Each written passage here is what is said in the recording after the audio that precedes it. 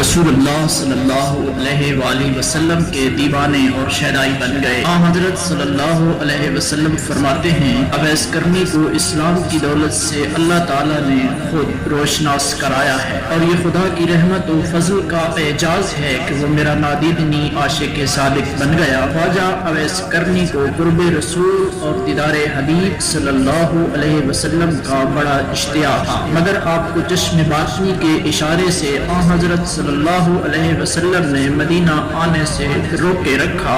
इसकी दो वजूहात थी। एक तो ख्वाजा साहब की वालिदा मोहतरमा ज़ईफ और बसारत से महरूम थी, उन्हें अकेला छोड़ना नामुमकिन था।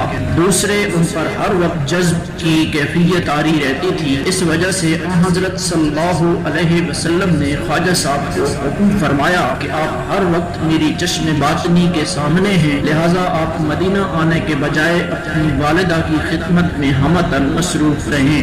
ग़ज़वा उहुद में कुफ़ार के हमला से हुज़ूर सल्लल्लाहु अलैहि वसल्लम के दो दांत मुबारक शहीद हो गए। तमाम मुसलमानों को इस बात का बहुत सदमा हुआ, मगर जिस आशिक रसूल ने इस सदमे को हकीकी शक्ल में महसूस किया, उसको दुनिया हजरत ख्वाजा अवैस करनी फरमाते हैं, जब मुझे मालूम हुआ कि मेरे आका सरदार दो आलम सल्लल्लाहु अलैहि वसल्लम के दो दांत मुबारक शहीद हुए हैं, तो मुझे ये बिल्कुल मालूम न था कि जनाब के कौन से दंदान मुबारक शहीद हुए, मगर आपकी मुवाफ़क़त ने मुझे बेचैन कर दिया।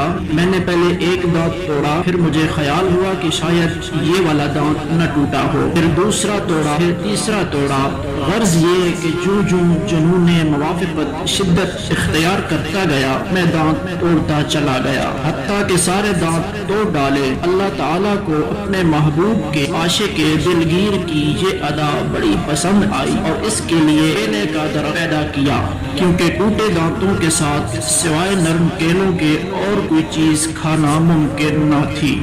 द नाइस वर्ल्ड के नाजरीन, उम्मीद करते हैं कि आज की वीडियो आपको पसंद आई होगी। बराए मेहरबानी हमारे चैनल को सब्सक्राइब करें और साथ में लगे बेल आइकन को दबा दें। बहुत शुक्रिया।